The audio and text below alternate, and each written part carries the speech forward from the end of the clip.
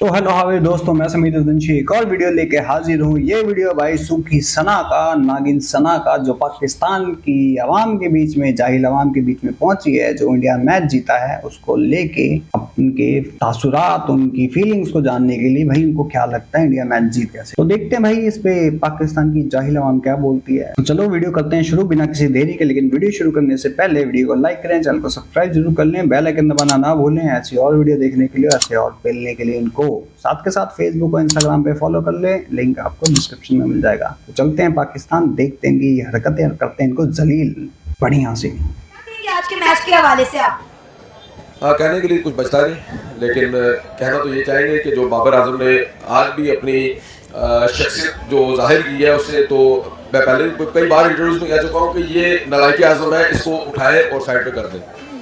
PCB का या हुकूमत पाकिस्तान जो भी इसमें पीसीबी बोर्ड खास होता है, उनको चाहिए कि टैलेंट को लेके आए, ना कि मतलब ऐसे अनफिट इंसान को लेके आए जो साल में एक बार उठ के चलता है और बाकी साल के मतलब 360 दिन 50 दिन वो सोता है सिर्फ। मतलब हमें ऐसे प्लेयर नहीं चाहिए, ना वो आपको टीम को स्ट्रगल कर सकता है, ना किसी खिलाड़ी को सपोर्ट कर सकता है, और ना वो खुद किसी को सपोर्ट कर सकता है। सलार जो होता है वो जंग लड़ने के लिए तैयारी करता है, लोगों को जेर मजबूत करता है, उसकी बॉडी चेंज करता है, उसको फाइट करना सिखाता है। ये तो खुद नहीं लड़ सकता। तो इसकी कारकर्दगी ने पाकिस्तानियों के दिल तोड़ दिए, मेरा टूट गया। मैं पहले भी शक में नहीं था और आज मुझे इंतहाई अफसोस के साथ, मैंने पहले भी कई बार ये कहा कि मैं इंडिया को धुंधलाता था, और आज भी मैं वही बात अपने अल्फाज रहाऊंगा कि सबसे पहले मुझे शर्मिंदगी से सर नीचे झुकाना पड़ा कि इतनी बड़ी क्या टीम है वो, जिसके आगे वो मतलब 191 मतलब स्कोर क्या किया उसने। ऑल टीम बुक करा दी आपकी, मतलब 42 ओवरों में 150 पे 2 आउट है। और अगर मैं ये बात कहूँ इस चैनल के तवज्जुह से, मुझे इसमें कोई स्टार्ट नहीं है, सबसे अहम बात है मुझे जो फील हुआ इस तमाम चीज का सिनेरियो जो मैंने देखा मैच का स्टार्ट से लेकर एंड तक, ये पूरा का पूरा फिक्स मैच है। ये अदरवाइज मुझे भी लगता था कि ऐसा नहीं हो सकता, क्योंकि बहुत जो खबरें थी वो गिरदोनवा में फैली। हाँ तो जाहिल के बच्चों, तुम्हें तो फिक्स दिखेगी हर चीज। कभी तुम श्रीलंका का मैच फिक्स बोलते हो, कभी बांग्लादेश का बोलते हो, कभी अफगानिस्तान का बोलते हो। सबको खरीद रखा है बीसीसीआई ने, उखाड़ लो। जब कुछ बस की नहीं होती ना तो लोग ऐसे ही बोलते हैं। हमारे लोग वहां पे नहीं थे, प्रेशर था हमारे ऊपर, मैच फिक्स था। तुम जाहिलों की इतनी सोच है। पिछले 7 मैचों में भी मैच फिक्स था ना, जो इस बार भी मैच फिक्स। जीते कब हो गए तुम? हर बार मैच फिक्स था। यही बड़ी बड़ी बातें चोद रहा था जब एशिया कप जीता था इंडिया श्रीलंका से। मैच फिक्स था, मैच फिक्स था। मोदी साहब को बर्थडे गिफ्ट दिया है कप, उस टाइम बड़ी बड़ी बातें चोद रहा था। ये बड़ी बड़ी बातें भीख मांग के खाते हैं, पर्दा पटा हुआ इस्लामी तोप से देंगे। मैच फिक्स था मतलब कुत्ते की तरह भौंक देना है बस। कोई ना तुम्हारे पास ऑथेंटिक चीजें होती है ना कुछ होता है। जैसे पाकिस्तान आर्मी नंबर 1 है नंबर 1, जो नंबर 1 आर्मी को कोई भी ठोक जाता है कहीं से भी। जो आता है गुद्दी पे 2 रैपट मारता है, लकड़ वाली पिस्तौल छीन के भग जाता है उनकी, फिर रोते फिरते आई एम फेल दिया। तो तुम लोगों की जहनियत, तुम लोगों की सोच जितनी है वो पूरी दुनिया को पता है। फिक्स था मैच, उखाड़ लो। क्या उखाड़ोगे? कि अगर पाकिस्तान जो है वो मैच जीत जाता है, इंडिया हारता है, तो बहुत से दंगे फसाद होने के खतरात भी हैं। तो इंडिया ने अपने उन कमजोरियों को संभालने के लिए उन्हें पाकिस्तान के ऊपर दबाव किया, या जैसे भी उन्होंने कुछ चीज़ को सेटल किया, उन्होंने कहा कि भाई मुझे तो सनी देओल का याद आता है, वो के कटोरे में मांगा लगता है, मुझे तो कटोरे में मांग के दे दिया है। तो लेकिन बहरहाल मैं यही कहूँगा कि हमारे प्लेयरों ने भी माशाल्लाह पूरा जो है ना भरपूर साथ दिया उनका। हमें पाकिस्तानी अवाम को, पाकिस्तानी जो लवर थे क्रिकेट, उनके दिलों और दिमाग को इन्होंने तबाह कर दिया है। अच्छा, हमने मैच के बाद देखा कटोरा लेके कौन भीख मांगता है बेटा? औकात में रह के बोलो। घर में आटा है कि नहीं है, उसके लिए भी तुम्हें भीख मांगनी पड़ती है दूसरी कंट्रीज से। बट एक चीज के लिए अप्रिशिएट करूंगा इन लोगों को, चाहे भीख मांग ले कटोरा लेके, लेकिन इनकी अपनी आइडियोलॉजी पे ये खड़े उतरते हैं। ये खड़े रहते हैं कि इनको सपोर्ट किसका करना है, इनके दिमाग में क्या चलता है, ये लोग इसको पूरी तरीके से निभाते हैं। फिर चाहे दुनिया यहाँ की वहां हो जाए, दुनिया के लिए चाहे इनकी आर्मी, चाहे इनकी क्रिकेट टीम लंडे की फौज हो, लेकिन इनके लिए नंबर 1 है। उनके लिए इनके दिलों में मोहब्बत है। लेकिन हमारे यहाँ पे हमारी इंडियन आर्मी कुछ भी कर ले इन जाहिलों के लिए, बेगैरतों के लिए, लेकिन कभी भी उनके लिए एक अच्छे शब्द नहीं निकलते। उनके लिए कुछ नहीं किया जाता। उनके लिए सब कुछ किया जाता है जो उनको गोलियां मार के चले जाते हैं, जो उनके परिवारों को यतीम करके चले जाते हैं, लेकिन इनके मुंह से एक शब्द नहीं निकलता। तो खेल को खेल में रखते हैं ना, लेकिन ये अपने खेल को खेल में नहीं रखते। इनकी आइडियोलॉजी साफ है, इस चीज में मैं इनको अप्रिशिएट करूंगा कि अपनी आइडियोलॉजी कभी चेंज नहीं करते। जिसकी जो लात खाते हैं हर जगह से, उनको भी ये सर उठा के उसकी तारीफ करते हैं।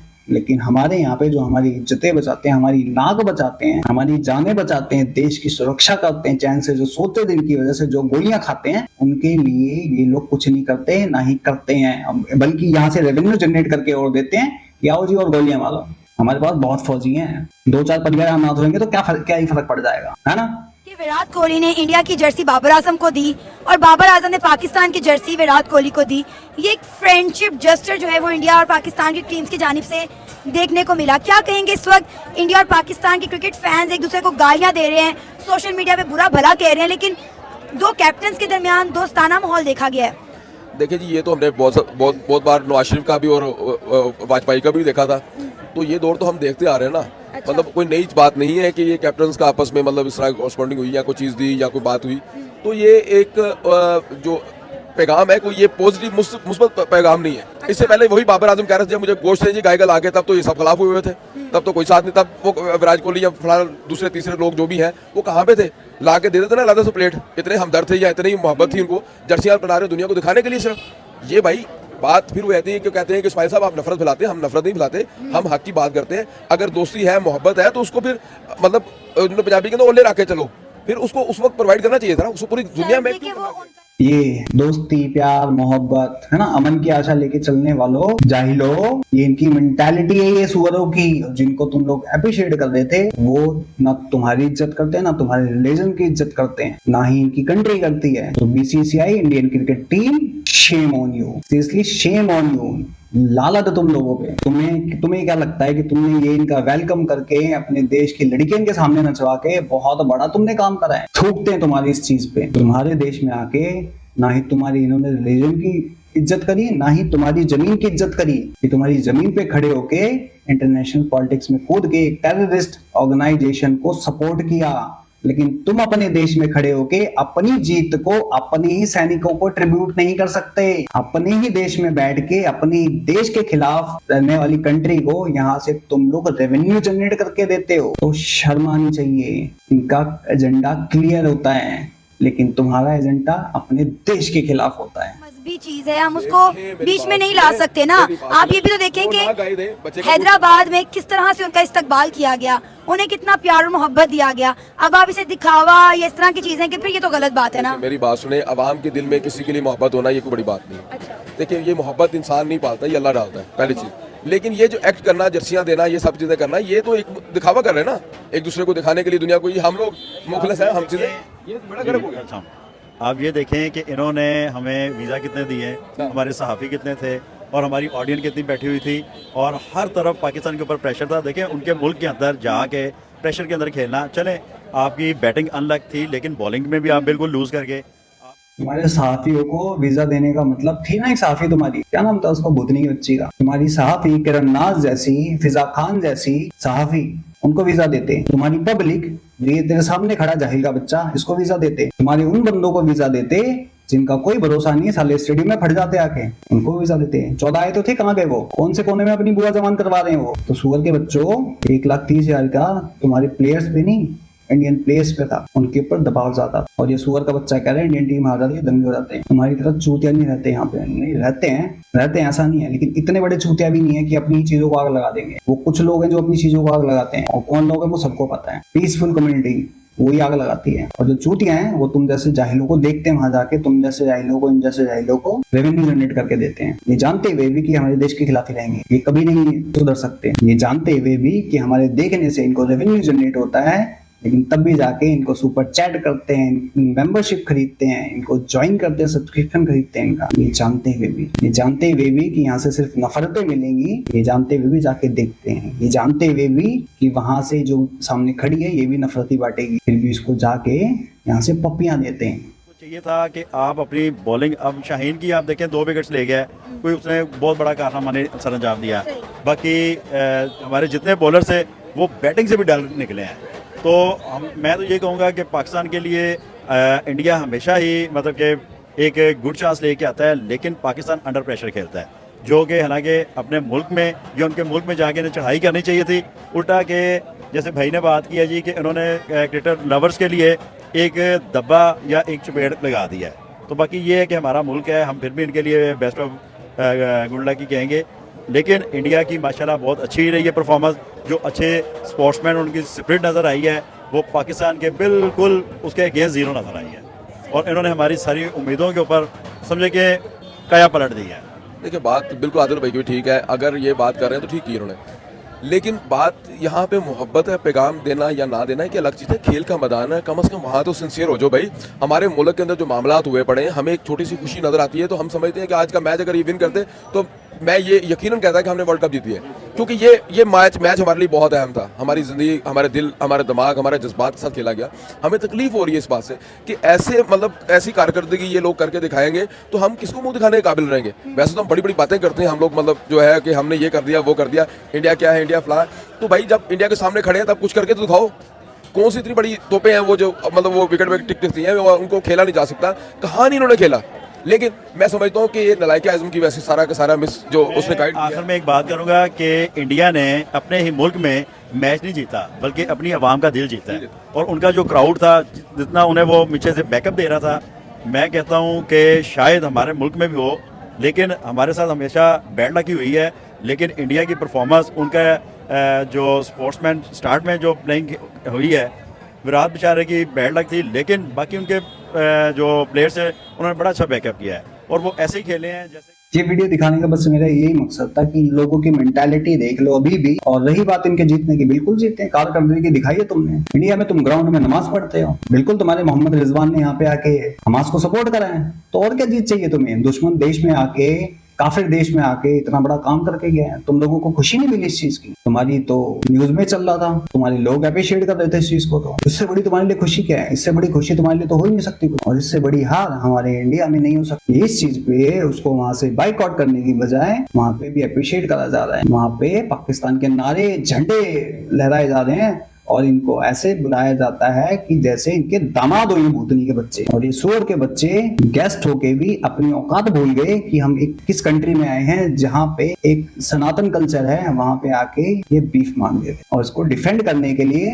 इश्तियाक अहमद जैसे लोग कहते हैं नहीं नहीं ये तो गलत है, नहीं मांगा होगा उन्होंने। और उसको सही साबित करने के लिए इनकी पाकिस्तान मीडिया को सपोर्ट कर रही है, और उसको सही साबित करने के लिए ऐसे जाहिल के बच्चे हैं। तो बिल्कुल पाकिस्तानी टीम जीती है, इंडिया हारा है। कि उनकी मैं दाद दूंगा पाकिस्तानी टीम की, रिजवान अहमद की दाद दूंगा कि उसके अंदर ये था, उसके अंदर इतने गट्स थे, वो यहाँ के आके नमाज भी पढ़ा, उसने अपनी पाकिस्तान की आवाम को इस चीज में अपने ऊपर लेके आया, उसने बोला इस चीज के लिए। उनका मोटिव क्लियर है इस चीज को, बाबर आजम का क्लियर है कि हमें जाके उनकी भावनाओं को हर्ट करना है, तो उन्होंने कराई है। लेकिन तुम लोगों में इतनी शर्म नहीं थी कि तुम लोगों ने एक बार भी, तुम किसी को, चलो इजराइल को ट्रिब्यूट नहीं करते, तुम लोग अपनी इंडियन आर्मी के लिए ही ट्रिब्यूट कर देते। अपनी इंडियन आर्मी के जो लोग मरे हैं उनकी ही शर्म कर लेते। जाहिलो, जो लोग जाते हैं, मैं अभी भी बोलता हूँ, इस वीडियो में भी बोलता हूँ, जो लोग इनके चैनल्स पे जाके इनको सपोर्ट करते हैं, तो शेम ऑन यू। आप उनके बलिदान को झूठा साबित कर रहे हो, उनके बलिदान की कोई कीमत नहीं है। उनका बलिदान व्यर्थ गया, बेफजूल के मरे हैं वो लोग, क्योंकि तुम लोगों की सिक्योरिटी में मरे हैं। तुम लोग चैन से सो, चैन से तुम्हारी फैमिली रहे, तुम्हारे बाल बच्चे रहे, इसलिए वो इस दुनिया से चले गए अपने बाल बच्चों को छोड़ के, इसलिए उन्होंने अपनी जानें गंवा दी। और कितने ही फौजी अभी भी बॉर्डर पे खड़े होंगे,